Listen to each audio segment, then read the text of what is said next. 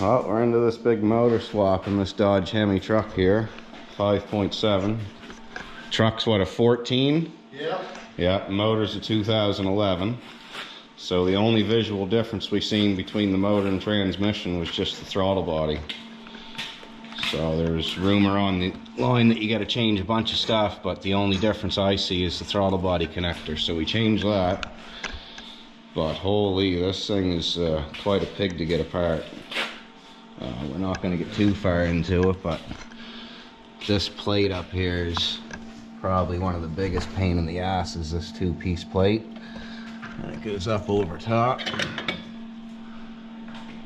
That is a real bugger to deal with, but other than that, it's not too bad.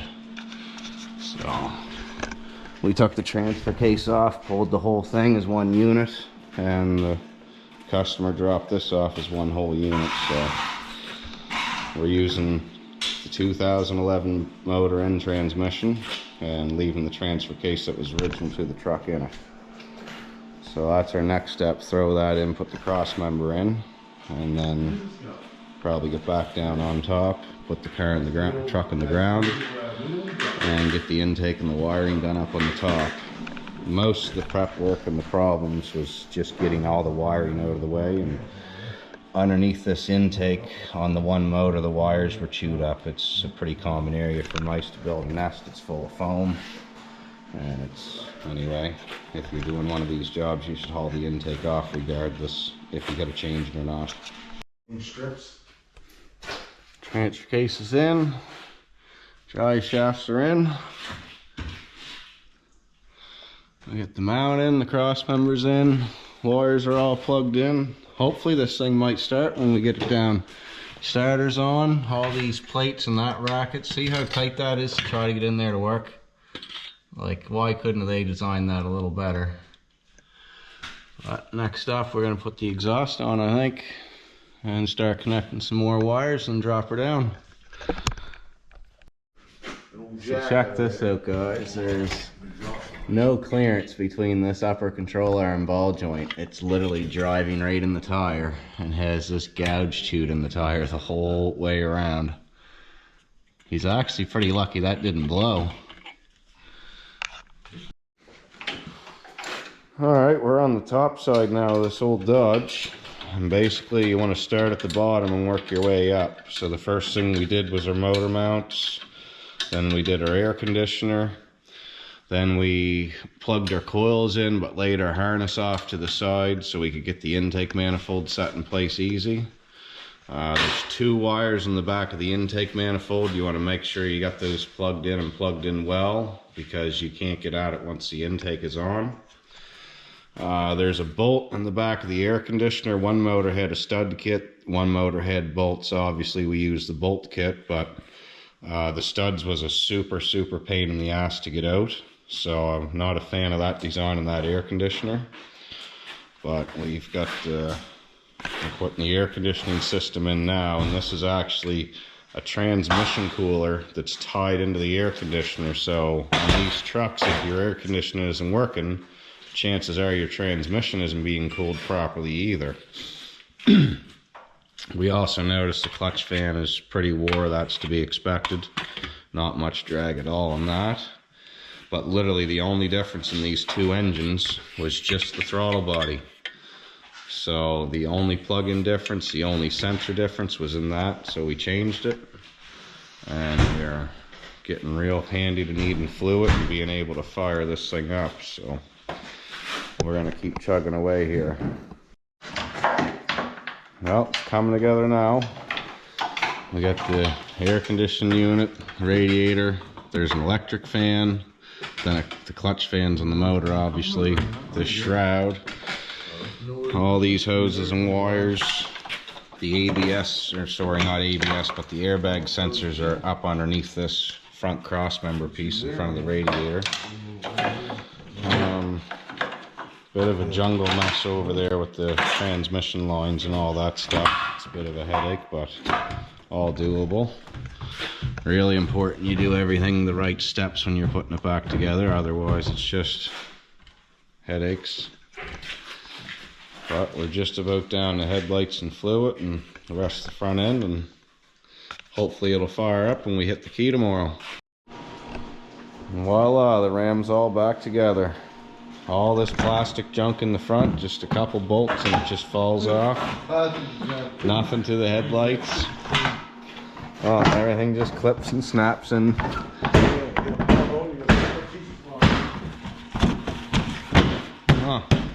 Oh, unreal. Bit of a pain in the ass to get that stuff apart though at the beginning without breaking it. But there we have it, all back together, hood's on. We just need fluids now, but we can do a fuel test, make sure we got no fuel leaks. If we key it, just flick the key on a couple times, see if it should be good because it's a quick connect up here. Well, we got no fuel leaks. I guess the big question is, when we fill it full of fluid tomorrow, is the old motor any good? Is this older motor gonna work in this newer truck? I guess we won't find out till tomorrow. Alright, I just want to show you guys this plug in here. This is one of the more difficult ones to get off. It was on the transmission. You got to squeeze the tab and pull down on the lever that's on the harness side, and that'll pop the clip up. It takes a little bit of wiggling because there's a lot of pins and connections in here, so it tends to be a little sticky. And make sure when you put the new one in that you blow this out with an air gun so there's no dirt or anything down in these holes.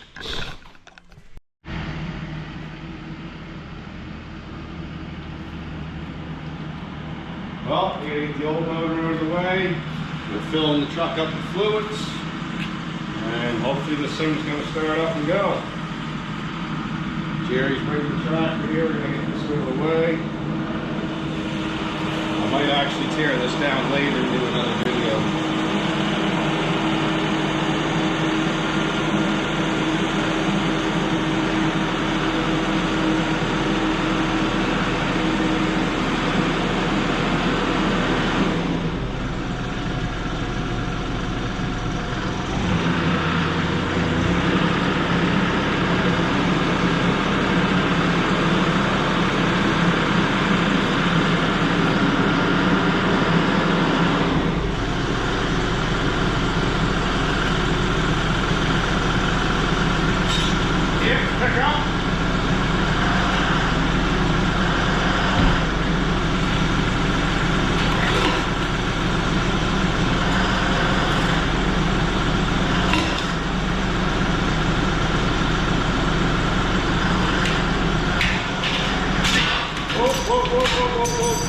Down. Well, down. That's 50.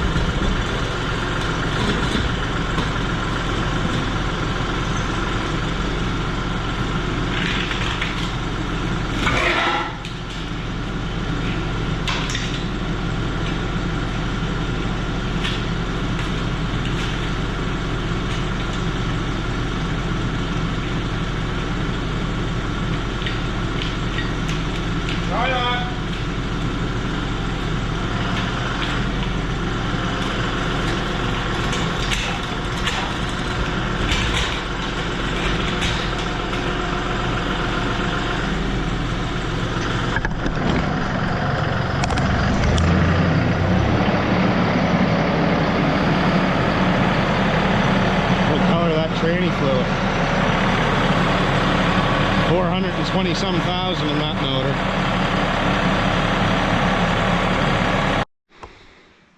All right, well, we're still here at this Dodge.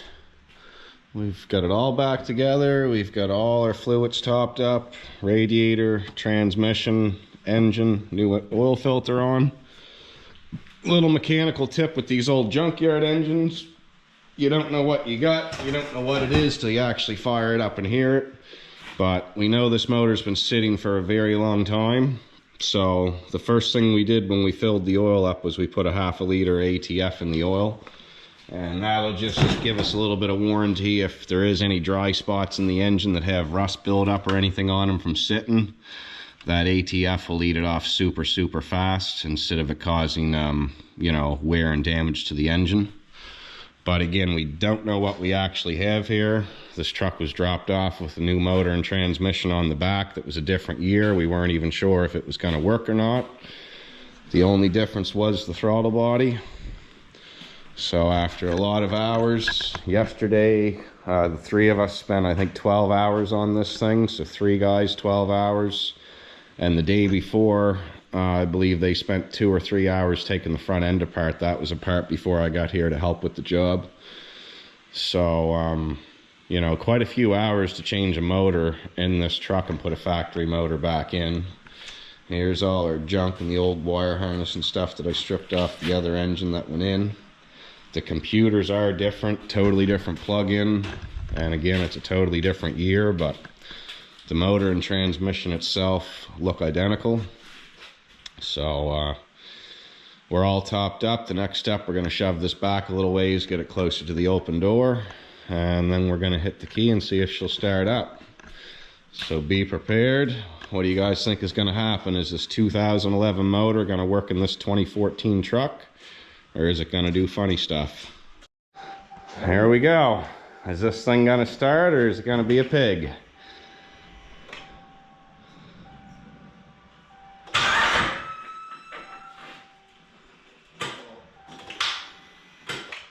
Hydrolock, she's full oil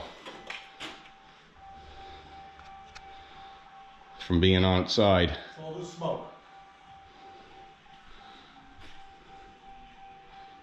Not sure,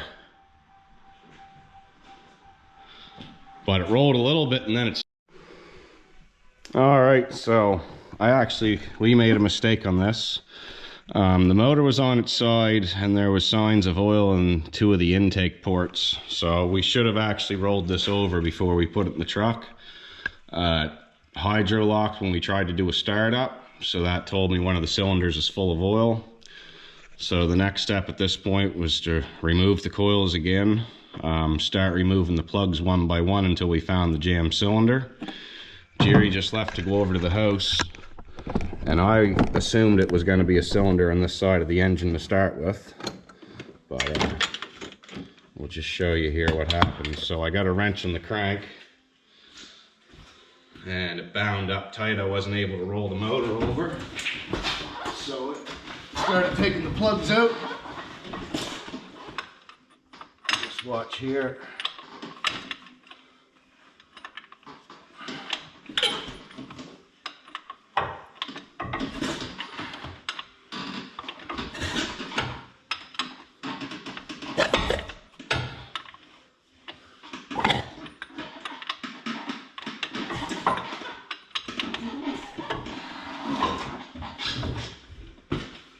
So even rolling it by hand, you can literally see the oil squirt right out. And it shot up over a brake booster here, made a bit of a mess, but the second one back was her trouble. She's rolling, Gert. All the way around? Oh yeah, bud. So luckily our hydrolock cylinder was the second one back on the driver's side, so we didn't actually have to take all 8 of the spark plugs and coils and stuff out of this truck, which I can assure you the back 2 and the back 4 plugs on the driver's corner is no fun. We were just saying how there's all kinds of room. They could have had that brake booster over farther. But all right, round 2. Coils are all back in. Oil's now, or engine's now not hydrolocked. We know it's going to smoke like a pig because it has a bunch of oil in the cylinder, but here we go. Let's see what happens this time.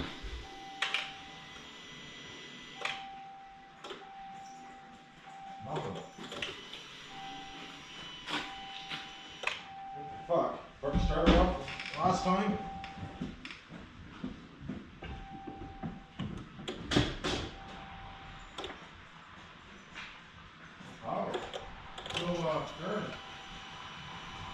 Now we got no starter. This Dodge is putting up a real battle here, but we went from having a starter to no starter, and on the first start we had a shot of smoke. Our 40 amp fuse here up in this top corner is popped, so we'll replace that and then our starter should kick again. Okay. Yeah.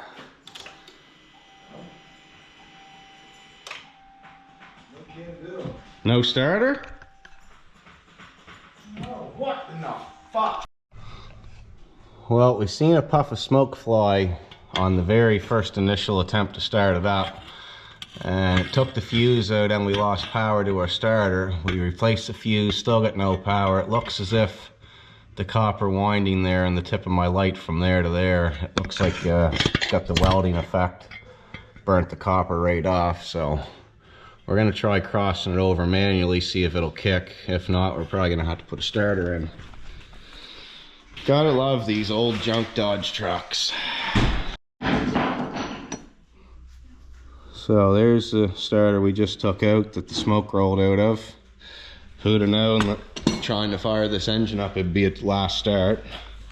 So we got this old rusty piece of trash off the parts motor that we didn't figure was going to be any good, but we bench tested it, it works. It's going in. That's all we got to work with. Alright, we got that old piece of crap starter on there. I'm bringing her back down to the ground again. This is what, the third attempt, Jerry? Third trip, yep. Third try. This one should be the charmer. Should be the charmer. Whether or not that old starter's going to roll this motor or not, that'll be another question. Question only the truck can answer. Yeah. Mopar. Mopar. Instead of motor parts, it should be more parts. More parts. Yeah. Well, one thing about it, we'll know how to do the next one when it comes. You won't beat on next one. No. Oh, man, what a grind. Yeah. Oh, she's fighting a whole weight battery. All right, round 3, here we go. Please, please, please.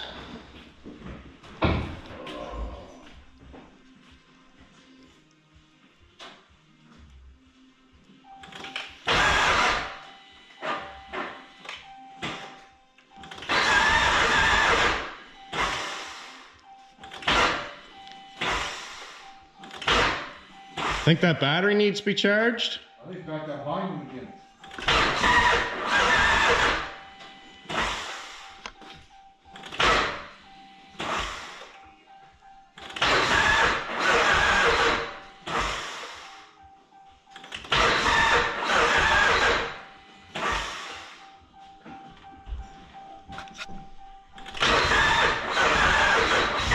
Oh, that was close.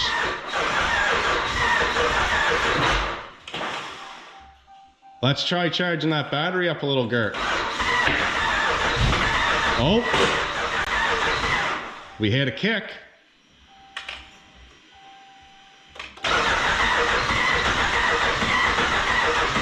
Sounds like a diesel.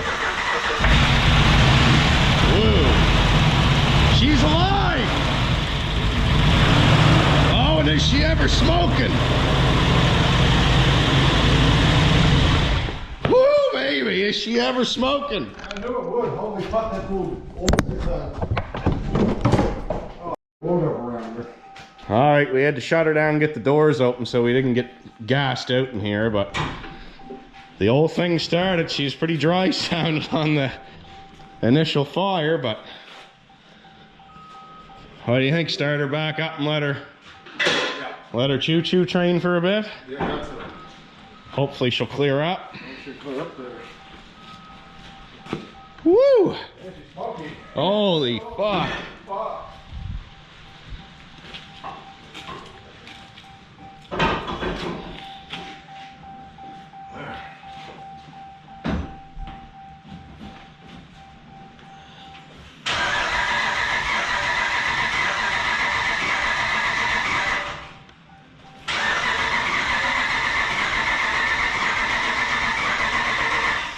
She looks like a diesel out the tailpipe. She looks like a diesel on the tailpipe. Yeah.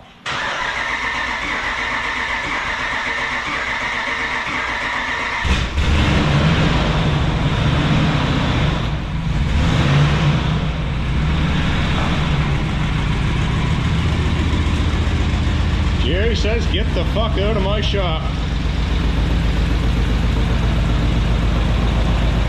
So keep going.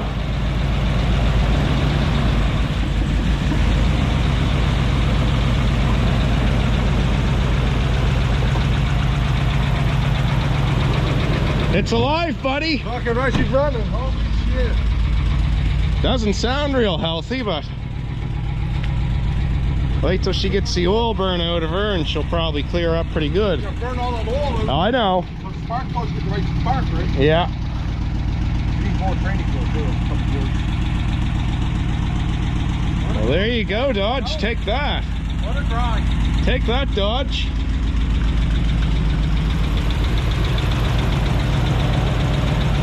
Easy, brother. Yeah. So we got a crank sensor here on a 2014 Dodge Ram. No, go ahead. It's right above the transmission lines. Tricky little spot to get at, and this one's really rusty. But we got a crankshaft position code, rather. And sensor come out in pieces. We're going to stick the new one in, and hopefully this thing will run better. P0335. Go back. Erase codes. Yes. Yes. Codes have officially been erased. Wow. Does it come right back up? No fault codes. We may have fixed it. Alright. Dodge is fixed. Starts good. No engine light. Idling smooth. Takes her juice.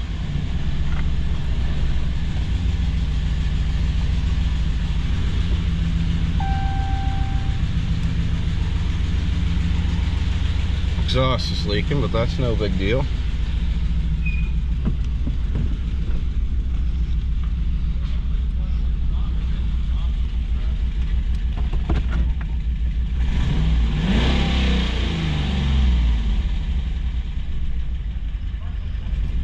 That's her, boys. Dodge is fixed.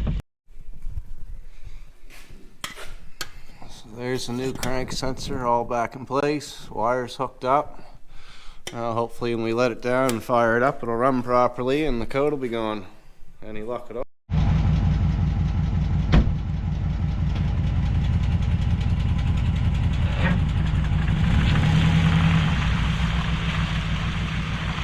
Just like that. So the 2011 engine will work in a 2014, no problem.